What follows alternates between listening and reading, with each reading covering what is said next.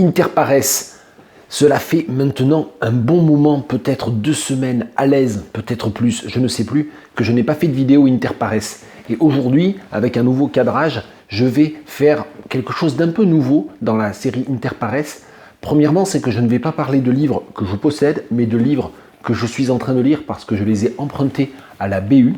Ça, c'est le premier élément un peu nouveau dans cette série. Et puis, l'autre élément qui est le corollaire du premier, c'est que, du coup, je vais parler de 2 livres que je suis en train de lire. Alors que d'habitude, dans Interpares, ce que j'ai fait jusqu'à présent, c'est que je parle d'un livre que je viens de lire et du coup, je parle des échos que cela a suscité. Je vais rechercher d'autres livres qui parfois sont des livres que j'ai lus il y a très longtemps dans certains cas.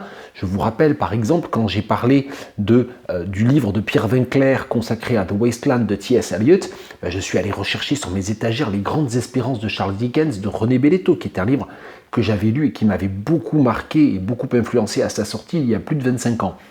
Donc là, aujourd'hui, c'est un peu particulier et je vais vous parler, puisque je suis en train de faire de l'intertextualité à l'intérieur de mes vidéos, je vais vous parler d'un livre que je n'aurais pas lu si je n'avais pas consacré une des séries Interpares, une des vidéos Interpares, à un livre de Marc Graciano, ainsi que à Comédie classique de Marine Gaille, dans la vidéo, je crois, numéro 25 de Interpares. Si j'y pense, je mettrai les liens en dessous. Si je n'y pense pas, réclamez-les-moi.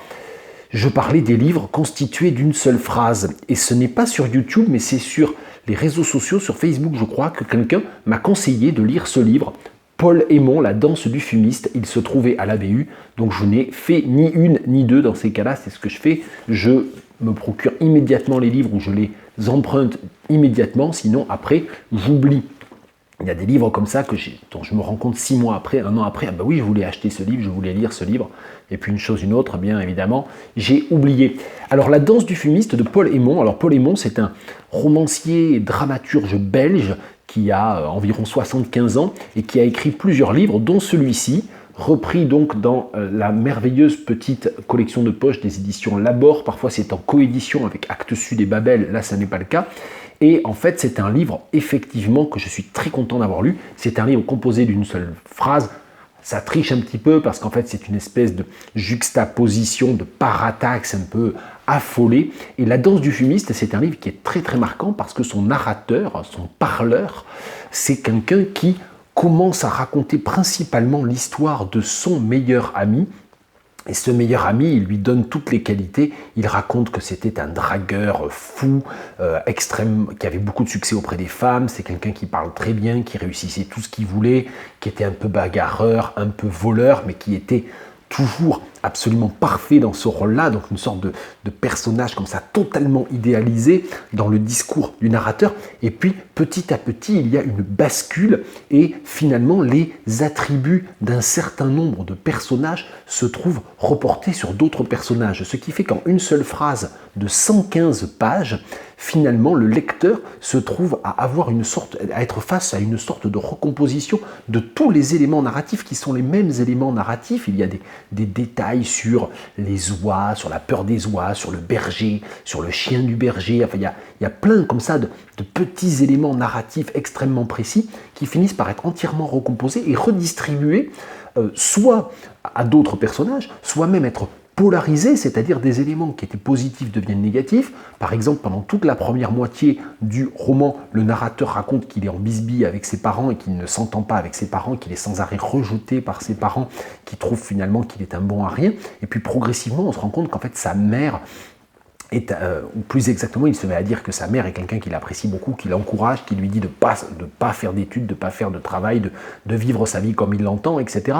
Et à ce moment-là, le père est encore une figure négative ou une figure de conflit. Et puis à la fin du roman, au contraire, il y a une véritable identification au père, et notamment avec l'activité favorite du père, qui est la colombophilie, l'élevage de pigeons. Et pendant tout le début du livre, la colombophilie est totalement rejetée par le narrateur comme un passe-temps sans intérêt auquel se livre son père. Et à la fin, en fait, le narrateur reprend l'activité de menuiserie, de fabrication de cheminée du père, mais également il s'identifie totalement à ce passe-temps de la colombophilie. Donc il y a une sorte comme ça de rebrassage total, et je suis désolé, mais si vous n'avez jamais lu ce livre, je vous ai spoilé l'essentiel, mais Ces vidéos n'ont pas pour objectif de vous donner envie de lire un livre sans vous le raconter. Tant pis, vous écouterez cette vidéo d'une oreille distraite, vous la laissez reposer ou vous essayez d'oublier ce que je vous en ai dit, puis d'ici 3 ou 4 mois ou 3 ou 4 ans, vous lisez La danse du fumiste de Paul Émon et vous allez avoir un vrai choc par rapport à tout ça. Donc c'est ça tout le principe discursif qui est passionnant, et pour moi qui ai été autant influencé par Robert Pinger, forcément ça m'a rappelé énormément de choses dans le rapport à la vérité, à la véracité et à la manière dont l'élocution, dont la performance discursive vient miner la question même de la vérité et du rapport à la référentialité. Toutes ces questions qui me travaillent depuis très longtemps, depuis bientôt 30 ans, eh bien je les ai retrouvées de manière très intéressante dans Paul Émon. La raison pour laquelle je vais faire une sorte d'analogie sauvage et brutale avec ce gros volume de poésie de Jacques Roubaud, Les Tridents, je vais en parler dans quelques minutes, c'est à cause de la question de la bascule. C'est-à-dire qu'à un moment donné, comme je vous l'ai dit, ça bascule. Et c'est impossible en fait de déterminer le moment précis où dans le récit ça bascule, puisque cette espèce de recomposition presque aléatoire des mêmes éléments narratifs, elle a lieu de manière progressive, de manière diffractée. Je vais vous lire quelques extraits pour vous donner une idée un peu de ce qui se passe dans ce fameux pacte discursif. Alors c'est difficile évidemment de couper la lecture, mais je vais essayer. J'ai marché ainsi toute la nuit à une vitesse formidable, sans m'arrêter un seul instant. À certains moments même, je courais, je ne pensais à rien.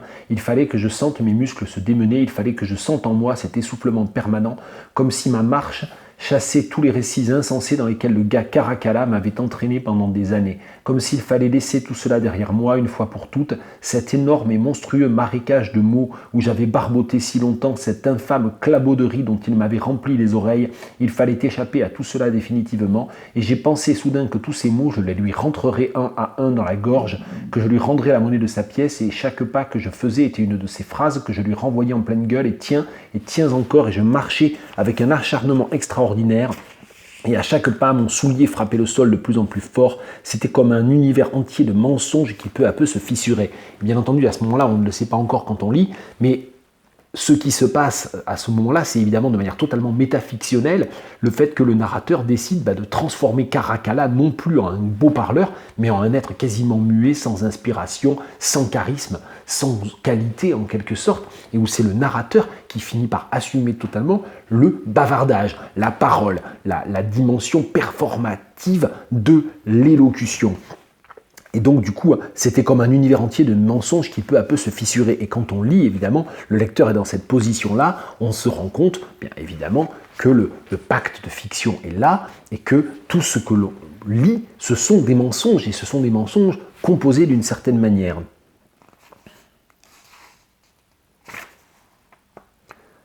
Ce morceau me fascinait parce que pour le jouer, il faut à plusieurs reprises croiser les mains sur le clavier. Si je me rappelle bien, c'est la main droite qui doit aller chercher quelques notes très loin dans les graves. Ce geste m'apparaissait alors comme le sommet de la virtuosité. La musique coulait comme une rivière, ça glissait, ça n'arrêtait pas de glisser. Et moi, je me laissais glisser avec elle à l'infini. Ce qui m'est insupportable, c'est d'entendre une musique que j'aime et de me dire soudain qu'on approche de la fin, que le morceau va se terminer. Stupidement, il y a toujours une fin quelque part, vous comprenez. Et je déteste les fins, je ne les supporte pas, je les ai en horreur. D'ailleurs, au cinéma, c'est pareil. On devrait pouvoir voir des films qui durent 1 an, par exemple. On viendrait vous nourrir régulièrement avec de temps en temps une interruption pour dormir. Vous vous rendez compte? S'acheter un ticket pour 1 an de rêve. Il y aurait de quoi se remplir la petite cage à nuages. Mais non, on n'a jamais le temps de se rassasier. Ça continue, évidemment, là encore, mise en abîme de quoi? De la phrase ininterrompue, de la phrase interminable. La phrase dure 115 pages, on ne peut pas s'arrêter. C'est un peu pareil avec le film, c'est un peu pareil avec la musique. Donc là aussi, mise en abîme et bascule.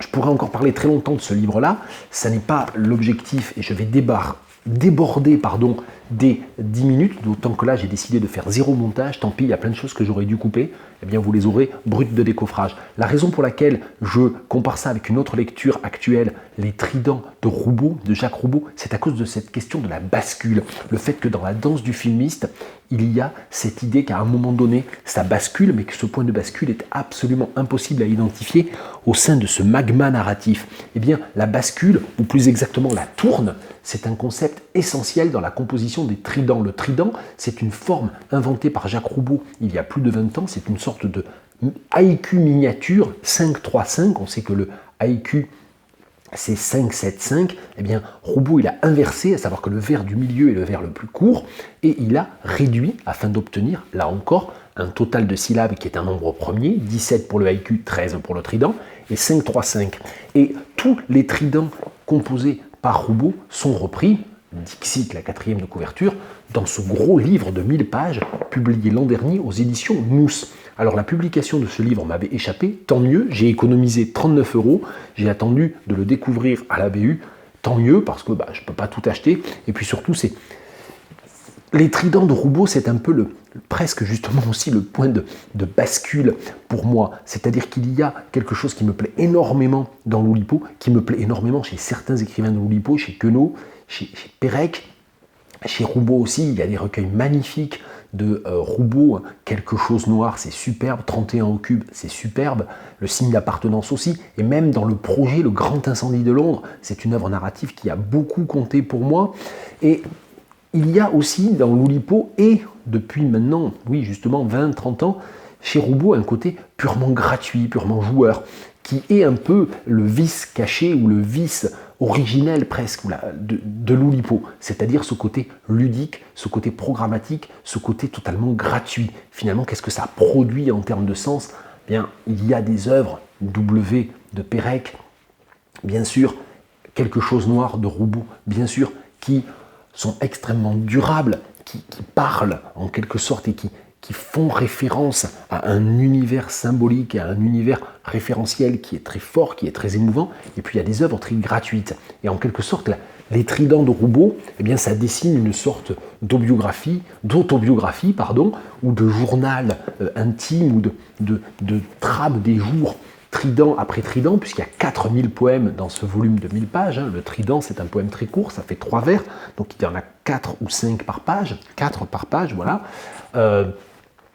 Mais voilà, ce que disent les tridents, ça n'est pas grand-chose finalement. Et très souvent, ce sont des tridents autoréférentiels qui parlent de la forme du trident, qui parlent de la composition de poésie par Roubaud comme d'un exercice, ou qui parlent de la réflexion sur les lectures. Alors c'est très intéressant en un sens, moi je trouve ça très chouette, ça fait plusieurs jours que le livre est posé ici sur la table du salon et que j'en lis un par-ci, un par-là, ou 3-4 pages par-ci, 3-4 pages par-là, mais ça a vraiment ses limites. La raison pour laquelle je voulais comparer ça avec la danse du fumiste, c'est parce que quand il a créé la forme du trident, j'ouvre une page au hasard, Roubaud, il a décidé systématiquement de faire précéder le deuxième vers d'un petit X cerclé qui correspond à ce qu'il appelle la tourne. La tourne, on peut penser bien sûr à un des premiers recueils de Jacques Réda, autre poème fondamental pour moi, mais on revient bien sûr à ce système de l'idée que le vers a été créé comme une sorte d'aller-retour, d'où son nom, versus, c'est l'inversion permanente. Et cela, évidemment, ça nous remontera à la latinité tardive, et ça remonte aussi à des formes de conception qui sont des formes médiévales, et on sait à quel point les troubadours ont une importance dans la constitution de l'univers poétique de Jacques Roubaud. Et donc ce qui m'intéressait, c'était justement cette très très longue phrase qui se retourne sur elle-même à un moment donné, ou dont l'univers se déplie puis se replie sur lui-même jusqu'à devenir totalement opaque du point de vue de sa référentialité. Et puis évidemment la forme extrêmement brève, en 13 syllabes, qui a elle-même un point de bascule, mais un point de bascule qui est identifié, qui est écrit graphiquement. Alors je vais vous en lire quelques-uns. J'ai recherché vite fait avant de faire la vidéo les tridents jouant sur les questions d'homographie et d'homophonie, je ne les ai pas retrouvés, donc tant pis pour vous. Je vais en lire quelques-uns. Le trident 1594 de la page 407, qui pour le coup reprend les codes esthétiques du haïku. Balle de ping-pong, enfoncée ou coquille d'œuf. Et on voit ici que la tourne est avant enfoncée, ce qui fait qu'en fait, si on lit le poème sans le petit X cerclé, on a l'impression que le moment de bascule, c'est le troisième vers, ou balle de ping-pong enfoncée, ou coquille d'œuf. Or là, Roubaud, avec la forme, nous propose de considérer que la tourne, c'est avant enfoncé. Le point de bascule, le point de pivot, c'est enfoncé. Autre exemple, et celui-là, vous allez voir, je pense que c'est celui qui va être totalement autoréférentiel, Il s'appelle Vert. Alors parmi les tricheries de Roubaud avec la forme, il donne des titres parfois très longs à ces tridents, ce qui fait qu'en fait, ça fait 13 syllabes plus le titre. Et donc là, il y a parfois une tricherie, d'autant que parfois le titre doit être lu pour que le poème ait vraiment un sens, même un sens au sens syntaxique, une cohérence syntaxique.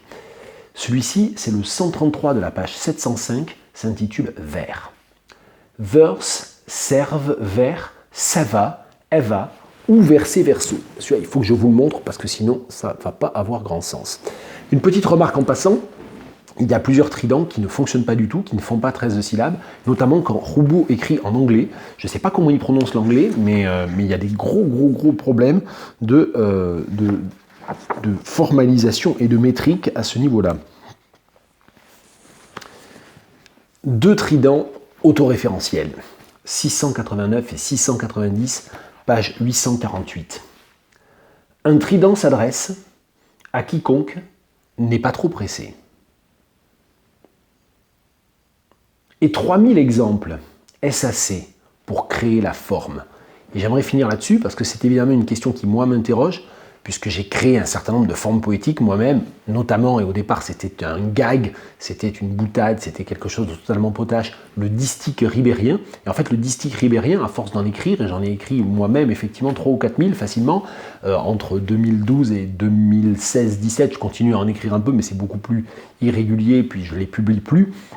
Le distique ribérien, au fur et à mesure, il a fini par créer sa codification. Et effectivement, ce trident autoréférentiel de Roubaud m'interroge énormément en termes de poétique. Et 3000 exemples, est-ce assez pour créer la forme? Ça, c'est aussi une question. Quand j'avais découvert les tridents et l'écriture de tridents par Roubaud, il y a plus de 10 ans déjà, j'avais écrit moi-même un certain nombre de tridents, en modifiant d'ailleurs la forme et en ne respectant pas l'idée de la tourne, en ne matérialisant pas la tourne. Est-ce que mes tridents contribuent à la forme? Évidemment, personne ne les connaît. Tout le monde connaît les tridents de Roubaud et personne ne connaît les miens. Mais est-ce que mes tridents contribuent à l'évolution de la forme, à la réappropriation de la forme, à la définition, à l'approfondissement de la forme? C'est une vraie question. Les distiques ribériens, j'ai failli à un moment donné écrire un texte de critique, d'analyse et d'auto-justification en quelque sorte, qui aurait été un texte de poétique, c'est-à-dire de réflexion sur ce qu'est une forme poétique à partir des distiques ribériens. Bon, comme ça paraissait d'abord complètement narcissique et arrogant, et d'autre part assez dérisoire par rapport au fait que c'est une forme complètement potache, je ne l'ai pas fait. Mais en tout cas, il y a toute cette question-là. Et j'aimerais faire vraiment des choses comme ça. Et j'aimerais faire des vidéos sur ces questions-là. J'aimerais oser faire des vidéos dans lesquelles je parle de choses qui sont complètement dérisoires en apparence, mais qui m'importent à moi. Bon, on n'en est pas encore là. Aujourd'hui, je vous ai parlé de choses pas du tout dérisoires. Les tridents de Roubaud, encore que, je trouve qu'il y a des facilités, et c'est un peu le côté Oulipo qui me retient. Moi, j'aime pas du tout Jacques Jouet, je déteste Hervé Le Tellier, ça m'étonne pas du tout que Le Tellier ait eu le Goncourt. Le Tellier, c'est vraiment le mec qui a achevé de tuer l'Oulipo pour moi, mais bon, ça peu importe. Et beaucoup plus intéressant en un sens, La danse du fumiste de Paul Aymon, et merci à celle ou celui qui me l'a fait découvrir, je me souviens plus, il faudra que j'aille rechercher. Voilà. Bon, on s'en est pas tenu à 10 minutes, on est en dessous de 20 minutes, c'est bien. Allez, à la prochaine.